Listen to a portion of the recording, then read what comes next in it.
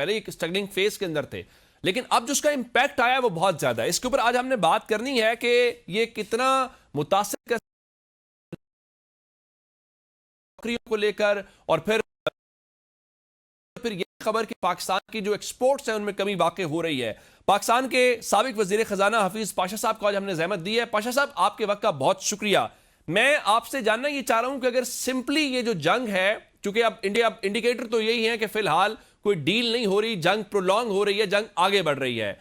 अगर मैं सादा लफ्जों में ये पूछूं कि अगर ये जंग प्रोलॉन्ग होती है तो पाकिस्तान मुआशी तौर पर कहां स्टैंड करेगा?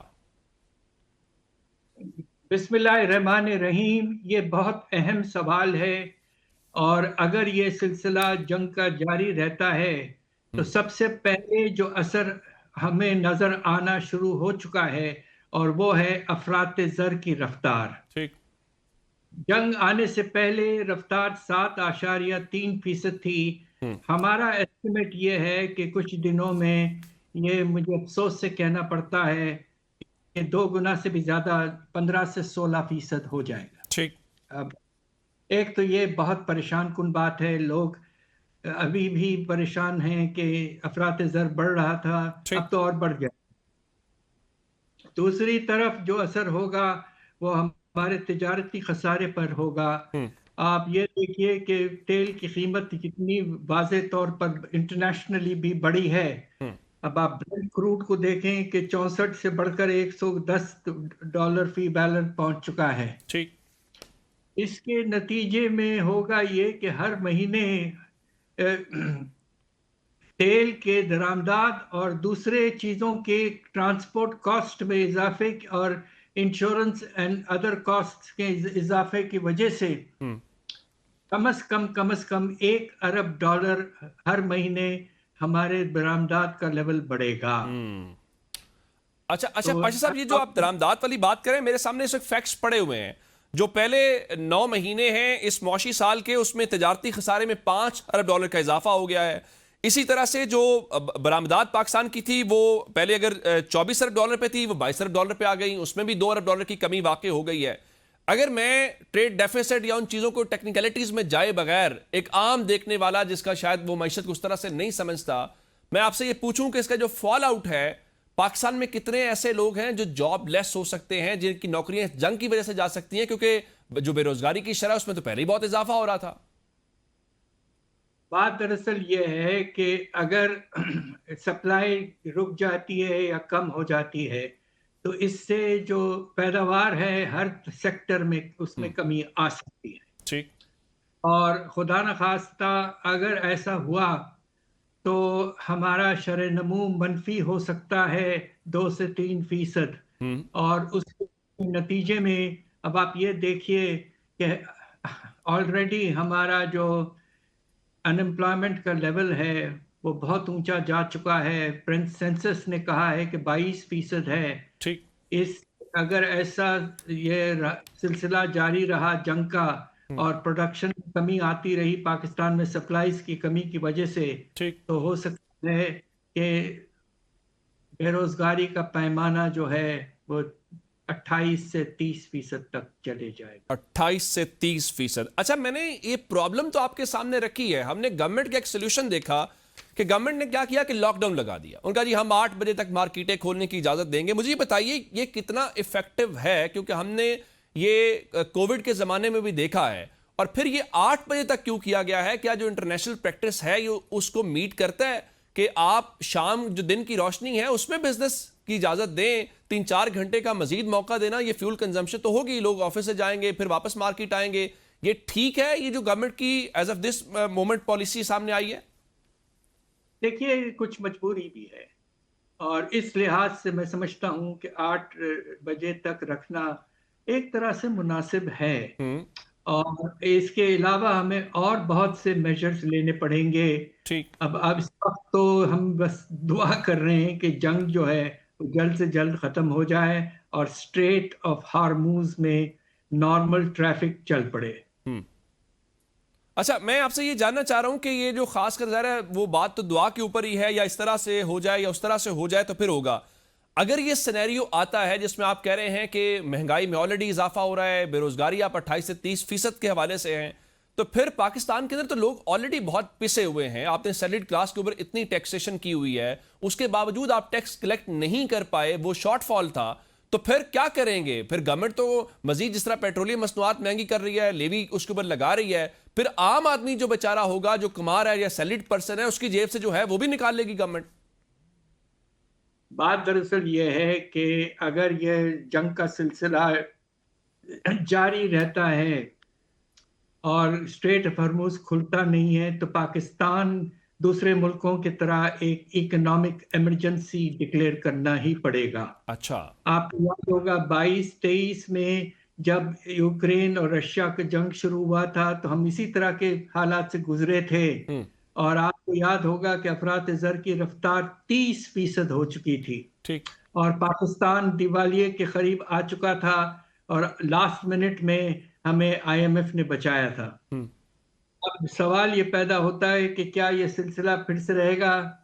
अब वहां वो जंग तो अभी तक जारी है। हम्म। अब ये देखना है कि ये जो मिडल ईस्ट की जंग है ये कब तक चलती है। हम्म। और अगर सिलसिला इसका खुदा न खास्ता जारी रहता है हम्म। तो वही हालात होना शुरू हो जाएंगे जो 22-23 में हुए थे। ठीक। अच्छा, मैं आपके सामने एक चीज और रखना चाह रहा हूं जो आईएमएफ के हवाले से पाकिस्तान ने उनको कहा कि जनाब हम एक तो शरह सूद में इजाफा कर देंगे, दूसरा जो करेंसी को उसकी कदर के हवाले से, क्योंकि कहा जा रहा है जी पाकिस्तान ने एक खास लेवल के ऊपर उसको मेंटेन रखा हुआ है। अगर ये सब होता है तो आपके फॉरेन रिजर्व्स तो ऑलरेडी अंडर प्रेशर हैं। इस दौरान यूएई के भी आपने $3 अरब वापस कर रहे हैं, तो आप कह रहे हैं कि $1 अरब इजाफी जो है वो पर मंथ अगर उसके ऊपर इंपैक्ट आता है तो फिर फॉरेन रिजर्व्स भी मेंटेन करने हैं, वो सब कुछ कैसे मुमकिन करेंगे? और ये बाकी रोल ओवर तो जिस तरह यूएई वाला नहीं हुआ तो प्रेशर तो फिर बहुत ज्यादा बढ़ जाएगा। देखिए, इसमें कोई शुबा नहीं है कि रिस्क बहुत बढ़ जाएगा। हम्म। और ये भी आप ये देखिए कि पाकिस्तान के अलबत्ता रिजर्व्स $16.5 अरब के लगभग हैं, ठीक। जो कि पिछली मर्तबा उस वक्त जब ये शुरू हुआ था सिलसिला तो इससे आधे थे तकरीबन। ठीक। तो रिजर्व्स तो कुछ मुनासिब हैं, ऑब्लिगेशंस भी हैं। अब यूएई को वापस करना है और उसके बाद में यूरो बॉन्ड का भी पैसे वापस करने हैं। हम्म। तो पाकिस्तान को एक ऐसी पॉलिसी लानी पड़ेंगी कि अफसोस की बात यह होगी कि सरे सूद को बढ़ाना पड़ेगा और फिर रुपए को मार्केट बेस्ड कर देना पड़ेगा, जिस तरह हमने 22-23 में किया था। हम्म। और रुपए के कदर में आपको याद होगा उस साल 40% कमी आई थी। ठीक। तो तो ये इस तरह के परेशान कुन प्रोजेक्शंस हो सकते हैं, मगर एक चीज नुमाया तौर पर कह दूं कि इस वक्त छतरी एक आईएमएफ की मौजूद है। ठीक। आईएमएफ का सबसे बड़ा काम ये होता है कि मुल्कों को दिवालिये से बचाए। ठीक। तो इंशाल्लाह अब हमें देखना है कि आईएमएफ हमारा किस हद तक साथ देता है अच्छा, आने वाले। ये जो करेंसी वाला मैटर है, ये बहुत पहले से एक डिमांड की जाती है कि आप उसको मार्केट के ऊपर छोड़ दें। फिर शायद वो हमें सूट भी नहीं करते। साहब ने कहा पहले उसमें इतना ज्यादा डी वैल्यू हुई। अगर अब आप मार्केट पे उसको छोड़ते हैं या आईएमएफ को ये आप अश्योर करते हैं कि वो उसको छोड़ रहे हैं, तो वो तो एक अलग से महंगाई का तूफान आ जाएगा। जी, इसीलिए तो 22-23 में 30% हो गया था आपके अफरात-ए-ज़र की रफ्तार। ठीक। 30%, हैरत अंगेज। हम्म। अच्छा पाशा साहब, अगर अगर इस वक्त जो गवर्नमेंट के जो भी अकाबरीन जो काम कर रहे हैं, और ज़ाहिर है उनके सामने भी कोई सिनेरियो बहुत ऐसा कंफर्टेबल नहीं है या कोई बहुत आसान नहीं है, उनको जहां पे उन्होंने उस स्मार्ट लॉकडाउन की बात की जा रही है या मार्केटें चले क्लोज की हैं, क्या मैयर्स लेने हैं? क्योंकि गवर्नमेंट का अपना भी तो गैर जरूरी किस्म का एक्सपेंडिचर बहुत ज्यादा है। आप गवर्नमेंट जो है वो आवाम के ऊपर तो टैक्सेशन भी करती है, पेट्रोलियम मसनूआत भी महंगी करती है, लेकिन जहां अपने घर की बात आती है वहां पे शायद उस तरह से काम नहीं किया जाता जो कि होता हुआ नजर आना चाहिए। मेरा अपना ख्याल ये है कि अगर ये सिलसिला जारी रहता है जंग का, तो पाकिस्तान को आगे ले आना पड़ेगा बजट का प्रेजेंटेशन अगले साल का, अप्रैल में ले आए। ठीक। और उसमें दो नुमाया चीजें करना बहुत जरूरी है। ठीक। एक तो ये है कि अब सर्जरी होनी चाहिए गवर्नमेंट के खर्चों में। लिटरली वक्त आ गया है, इमरजेंसी है। और आपको अब देखिए ना, 40 डिविजन्स की और मिनिस्ट्रीज की जरूरत नहीं है फेडरल लेवल पे, मुश्किल से 15 चाहिए होंगे। दूसरा, आपको जो हमारा टैक्स बेस है उसको फैलाना है, और जो आपके अशराफिया हैं जो टैक्स देते ही नहीं है, जिसमें से सबसे बड़ा एग्जाम्पल तो हमारे जमींदारों का है, फिर दूसरी तरफ प्रॉपर्टी के ओनर्स का है, तीसरी तरफ बड़े बड़े दुकानदारों का है। अब इन सब को इमरजेंसी के तौर पर लाना पड़ेगा। They have to contribute to Pakistan survival and growth. बिल्कुल ठीक है कि वो जो टैक्स का वो नेट है, आपको उस हवाले से उस पे काम करने के हवाले से। अच्छा, एक चीज और है, और वो कुछ जो गवर्नमेंट की आप सर्जरी की बात कर रहे हैं, जिस तरह अभी हमने देखा जी फ्यूल कंजम्पशन को कम किया गया, गाड़ियों के हवाले से किया गया है, लेकिन गवर्नमेंट के अगर ये चीज होती है जिसमें आपने कहा कि जीडीपी ग्रोथ माइनस में जा सकती है, तो फिर इसका मतलब ये होगा कि जीडीपी ग्रोथ भी आपकी नहीं होगी और आपके फॉरेन रिजर्व्स के ऊपर भी आएगा। फिर मशरक़ वुस्ता का भी एक मैटर है, वो रेमिटेंसेस का है, अगर वहां से रेमिटेंसेस भी कम हो सकती हैं। जी, खुदा न खास्ता अगर वहां रिसेशन आ गया, खासतौर पे यूएई में, तो वहां से ये खतरा जरूर मौजूद है। हमारे कुल 55% रेमिटेंसेस मिडिल ईस्ट से आते हैं, जिसमें सऊदी अरबिया सबसे बड़ा सोर्स है, तो इसमें भी कमी आने का खतरा जरूर मौजूद है। रेमिटेंसेस में भी अब कमी आपको इजाजत नहीं, आपने टाइम ले लिया है। रेमिटेंसेस जो है वो उसमें कमी का जो इम्कान मौजूद है, इस हवाले से ज़ाहिर है क्योंकि मशरक़ वुस्ता सबसे ज़्यादा उसमें मुतासर हो रहा है। पाकिस्तान के साबिक वज़ीर ख़जाना हफीज़ पाशा हमारे साथ मौजूद थे और उन्होंने बड़ी तफसील जो इस पूरी जंग के बाद एक मुआशी तौर पर उसके पहलू हैं या उसके ख़तरात मौजूद हैं, उसके ऊपर तफसील से अपनी राय दी है। प्रोग्राम में वक्त हो गया ब्रेक का, और जब ब्रेक के बाद वापस आएंगे तो ज़ाहिर है पाकिस्तान के अंदर सियासत भी है और सियासी मामलात भी हैं, उस पर बात करेंगे, लेकिन एक ब्रेक।